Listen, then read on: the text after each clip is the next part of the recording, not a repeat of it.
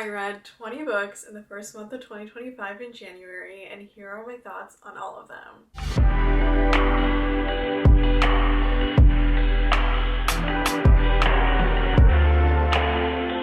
Hello everyone, welcome back to my channel. As you can guess from the video title, today we're going to be talking about all of the books that I read in January. This was honestly a great start to the year for me. I had several books that I really loved, but of course there were inevitably some that I didn't enjoy as much, so we'll jump into all of them. I'm just going to go over some quick stats about my reading. In January, I read 6,953 pages and listened to 162 hours. 75% of my reads this month were also audiobooks, which is so wild to me because a year ago I wasn't even listening to audiobooks, period, and now it's pretty much my main form of reading. I find that it's so much easier to consume an audiobook when I'm really busy in my work schedule or just like going about my day-to-day life. And then 15% of my reads were digital copies, and then only 10% were physical print copies. And then going over some of the sources that I get my books from, 55% of my reads were from Libby, 10% of my reads were from Spotify, Libro FM, and NetGalley equally, and then 5% were from BookBub, a print copy, or Hoopla equally. Okay, starting off with the first book that I read this month. On January 1st, I was flying back from Portugal to home, and it was about a 6 to 7 hour flight for each leg. So on the flight, I finished this book from start to finish. This is a YA mafia drama pitched as Gossip Girl meets The Sopranos. It follows a teenage mafia heiress named Tasha who lives this life of glitz and glamour, and she finds out during this really tragic, violent incident that her family runs the most powerful mafia branch in New York City. Tasha vows vengeance on the mysterious new mob behind the hit, but she needs the help of someone who already knows about the underground world to help track them down. And that person is none other than Leo, her former childhood friend now turned enemy, and he's also the youngest son of her family's rivals. I've never read a YA mafia book before, so it's really interesting to read about the world of the mafia from the perspective of a teenager. I enjoyed a lot of the plot points and the family dynamics. It's definitely more serious and grounded than a typical mafia romance book. I feel like a lot of mafia romances rely more heavily on the romance tropes, but this felt more like realistic fiction or a family drama than a romance. Next, I listened to the audiobook of Dating and Dragons. This is the next standalone romance after Dungeons and Drama. It's a YA contemporary romance series, I guess, but they're all interconnected standalones. This book didn't seem connected to the first book, so you could honestly pick it up even if you haven't read Dungeons and Drama. This book follows Quinn, whose family has moved into a new neighborhood, leading her to start at a new high school. The majority of this book involves her meeting this new group that plays D&D and trying to fit in with them after she had a falling out with the last group she played with at her old high school. This is really cute. I really like the narration. I feel like it perfectly captured the vibes of a teen girl trying to fit in with a new friend group at a new high school. I honestly think I enjoyed this more than Dungeons and Drama because it was really focused on this like tight-knit group of friends. The romance was also very swoon-worthy for a teen romance novel. Next, I listened to the audio listener copy of The Favorites. This was part of Libro FM's January picks, and I was hearing so many good things from people who are also reading and listening to early copies, so I was super excited to read this. I'd call this a lit fic with a love story subplot. It's inspired by Wuthering Heights, and it's set in the elite world of figure skating. It's told in the style of a documentary following two fictional ice skaters, Katarina Shaw and Heath Rocha. So in the audiobook, you have this full cast of narrators who are playing characters in Kat and Heath's lives, and then you also have regular chapters that are told in Kat's point of view that tell the story from her perspective. Kat's chapters and then the documentary chapters are interwoven, so you'll have the documentary chapters kind of alluding to what happened during an incident in Kat and Heath's professional or personal lives, and then you have Kat coming in and telling the truth about what exactly happened in her chapters. If I could rate this book on the audiobook alone, I would give it 5 stars. I love the way the narration was done in the documentary style with all the different narrators, and the plot was super engaging itself. There were so many moments that had my jaw dropping, and I think listening to it in the audiobook format made it even more engaging. However, if I reflect on the actual story, I do have some issues with the character choices, especially in regards to this being a Wuthering Heights retelling. I wasn't 100% happy with Heath's portrayal. His story is just as significant and prominent in Wuthering Heights as Kat's story, and I feel like in this book he was just there. I don't know, he felt super flat to me. I'm sure if you don't care about Wuthering Heights and just go into this with zero expectations, I think you'll find it very entertaining.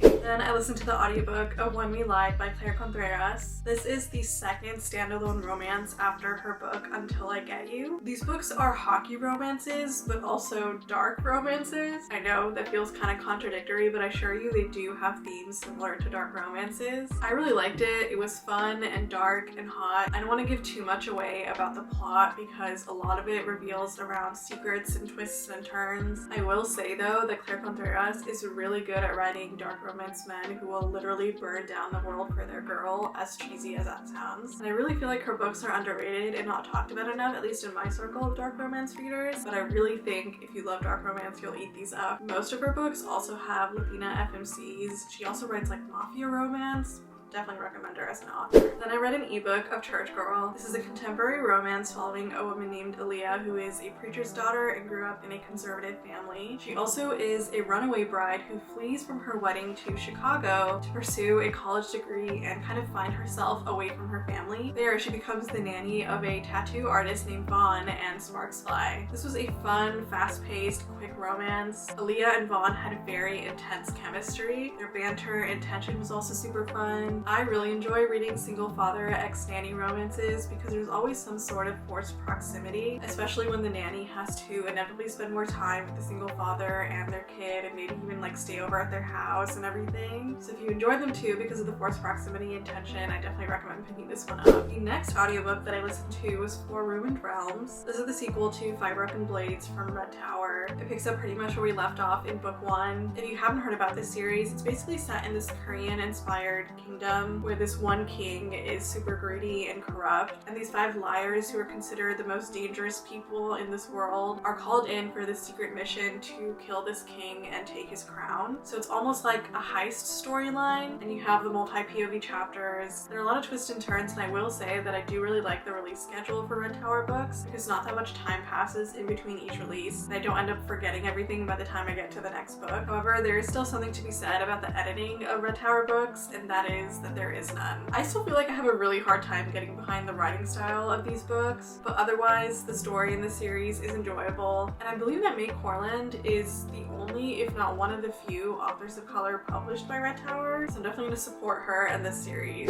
Then I listened to the audiobook of Temple of Swoon. This was a pretty standard romance if you're familiar with this book and its previous interconnected standalone, Raiders of the Lost Heart. You know that this is kind of like an Indiana Jones inspired adventure romance. Each book so far has followed a group of archaeologists who are going to various sites in Central and South America on different expeditions and digs. Both books have Latina women as the lead archaeologist and lead main character in each series, which has been nice. I feel like one of the overarching themes in both books has been sexism and academia. Other than that, it wasn't really memorable for me. I feel like if you didn't really enjoy Raiders of the Lost Heart, you won't really enjoy this one either. I also listened to the audiobook of P.S. I Hate You. This book was not on my radar at all, but a few of my friends read it and recommended it to me. It was actually an interesting book. It follows this woman named Maddie whose older brother Josh has recently passed away from cancer. When he was alive, he was a very avid traveler, and so he leaves behind this series of clues for this scavenger hunt across all of the states in the US that he didn't get to visit before he passed away. And he leaves these clues not only for Maddie, but also for his best friend Dom. Dom happens to be the man that Maddie had feelings for several years ago. They spent one memorable night together, and then the next morning, Dom announced that he was marrying another woman, which left Maddie angry and heartbroken for several years. I really like the exploration of grief in this book. I feel like it connected a lot with Maddie about her relationship with her brother. I feel like it explored a lot of the insecurities that people feel when they've constantly been rejected and shown that they're never good enough for the person that they want to be with. I definitely feel like there were moments where Maddie and Dom could have had better communication, but overall I really empathized with Maddie. Another audiobook that I listened to this month was Not the Witch You Wed. This is a paranormal shifter romance set in New York City following a magicless witch named Violet and an alpha wolf shifter named Lincoln. Violet and Lincoln were teen sweethearts, but this incident left Lincoln having to cut off all communication and contact with Violet, leaving her angry and heartbroken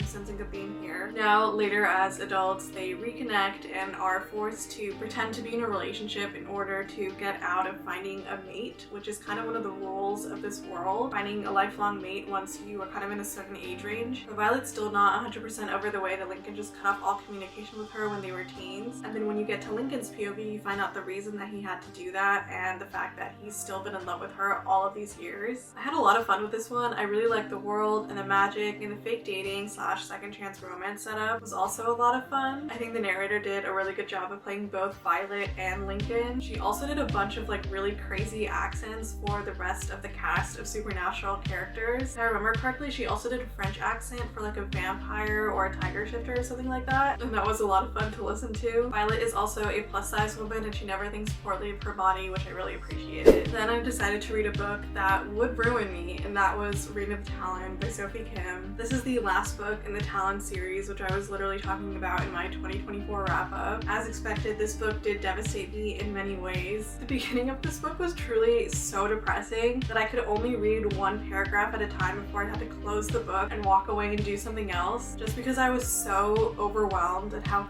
terrible things were going for all of our characters. But I had to remind myself that things had to get worse before they could get better, and thinking that is truly what got me through this book. I really like all of the seeds that Sophie planted throughout the series, and especially in this book. There's a point where you kind of start to see things line up, and then it really sets you up for the big climax and grand finale. There were a lot of twists and turns, some which I saw coming and some I didn't. But overall, I think I was satisfied with the way that everything was wrapped up. I really love the character relationships in this book, especially between Lena and Yoonbi, and of course Lena and Rui. The love that they hold for each other is so unconditional, and I feel like my heart was gonna burst out of its chest every time I read a scene with the two of them together. I also really appreciated that Sophie pulled this kind of typical K-drama trope where there's this second couple that you start rooting for unexpectedly. Overall, I cannot recommend this series enough. I think that any enemies to lovers, fantasy romance reader, K-drama lover will eat this series up. Afterwards, I listened to the audiobook of First Love Language. I'm not gonna say much about this book because honestly, it just wasn't that memorable for me. The main theme of this book is experiencing transracial adoption and navigating being an Asian teenager, trying to learn more about your heritage and connect with your background while growing up with a white family. The romance is also just okay for me. I don't know, it didn't really stand out. Next, I listened to the audiobook of Once Smitten, Twice Shy. I just want to preface this by saying I was pretty disappointed by Chloe Liza's stance on her pro-Palestinian audiobook narrator last year. I have since learned where she kind of falls in regards to Palestine, but I don't know, I really think she could have handled the whole situation better. I read this book mainly just to close out the series since it is one of my favorite series by her, and I do appreciate the neurodivergent and disability representation she always puts into her books. That being said, unfortunately this was the weakest book in the series. I really loved the tension and banter and chemistry in Two Wrongs Make a Right and Better Hate Than Never, but that was just so severely lacking in this book. If I remember correctly, this is a 12th Night retelling, and I feel like none of the themes of 12th Night even stood out to me in this book. And maybe that's also why I found this book really weak, but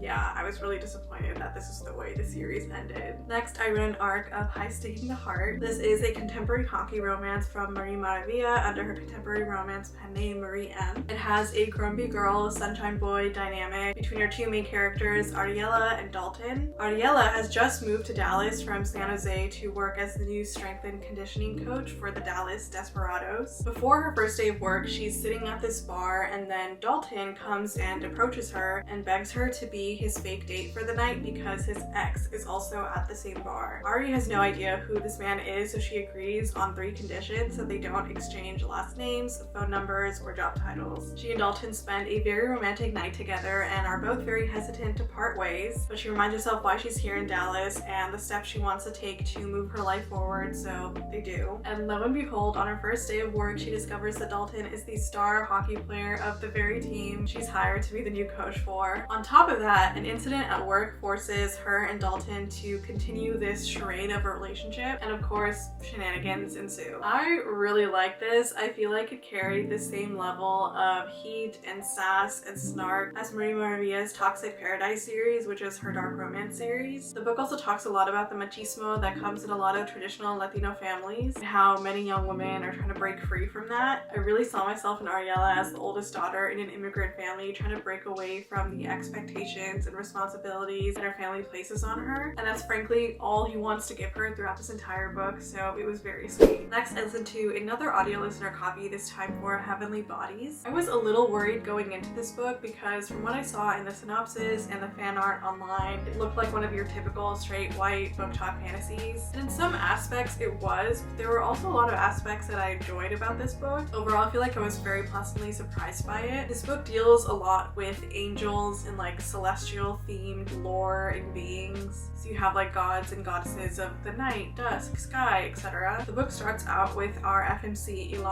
who is fleeing her kingdom after a star has overtaken it. And stars are kind of like these noble beings who everyone believes gifted kings and queens their power. Ilara ends up getting kidnapped and taken to this nearby kingdom, and the king of this nearby kingdom announces that they're going to train her to fight the star that has taken over her kingdom and essentially defeat him. This king ends up employing his son, the crown prince, to train Ilara, and over the course of their training they end up falling in love. This book deals a lot with soulmates and taking charge of your own fate and destiny and fighting against prophecies that have been laid out for you. It ends with a cliffhanger that made me excited to read the next book, but I have no idea when the next book is going to be released, so I hope I can remember everything. The lore is pretty confusing to get behind at times. I think one of my favorite aspects of this book is definitely our MMC Lorenzo. He is super romantic, and so many of the confessions that he says to Ilara had me blushing, but I absolutely hated how the narrator depicted his voice. It's very clear from the contents of the book, but also the fan art that I've seen online, that Lorenzo is supposed to be this young, hot guy, but the narrator does this old,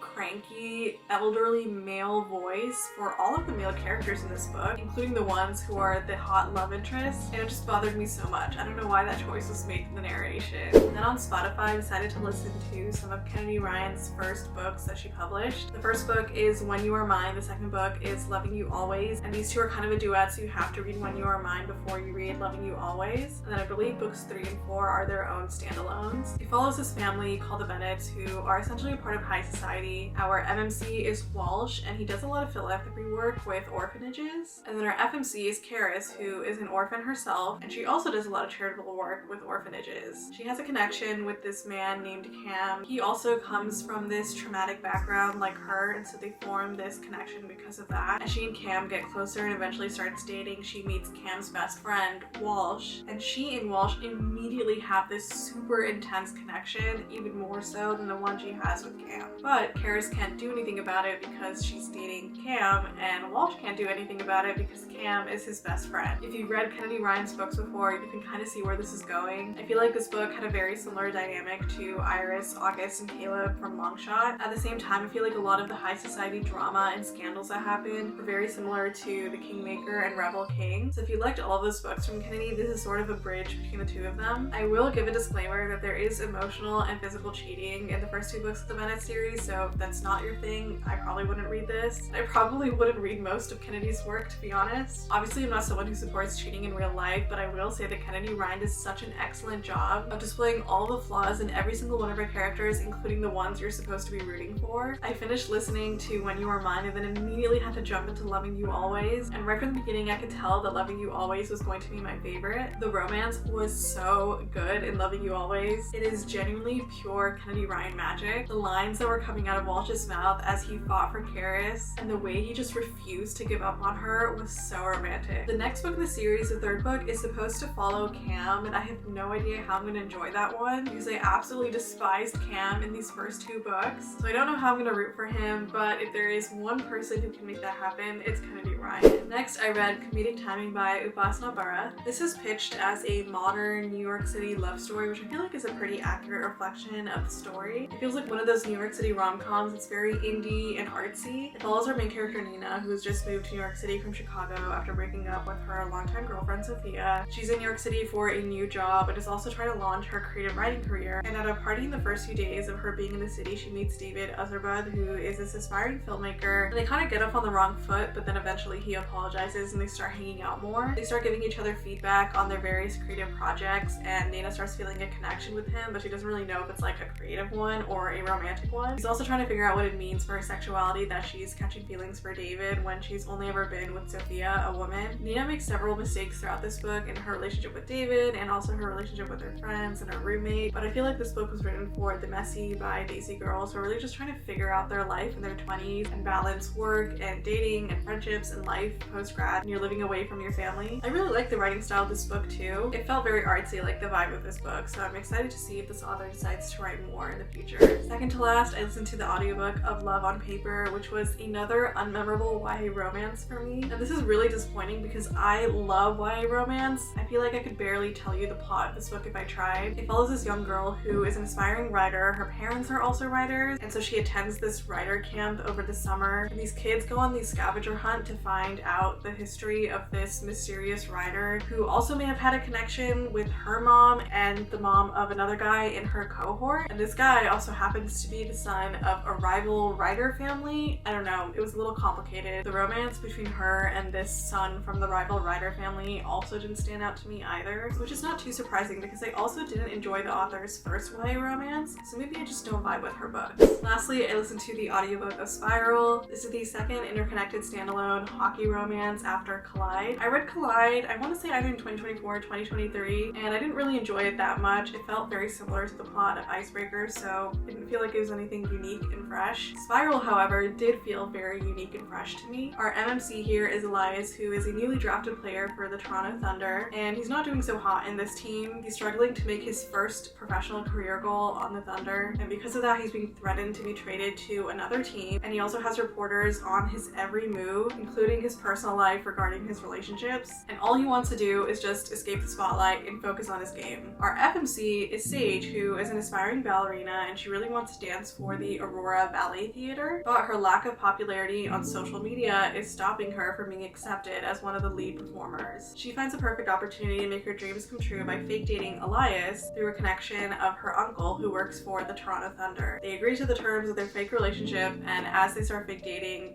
they catch feelings. You know how this goes. I really enjoyed this one. Typically in hockey romances, the guy who's the hockey player is the more cockier, snarky, more confident one. But here, Sage is the one who is very confident in herself and super sarcastic, whereas Elias is very quiet and reserved. I also really like the romance. It's very swoon-worthy. Listening to the audiobook, there were, again, so many moments that had me blushing. And this cover is so adorable. I know the third book in this series, Revolve, is coming out later in this year, and the cover for that one also looked so cute, so I cannot wait to read it. Those were all the books that I read in January. Please let me know if you also read any of these and enjoyed them. Also comment down below and tell me what your favorite read of January was. I know we're like really into February by now. Hopefully I can be more on time with releasing these wrap-ups. But thank you so much for watching, and I'll see you in the next video. Bye!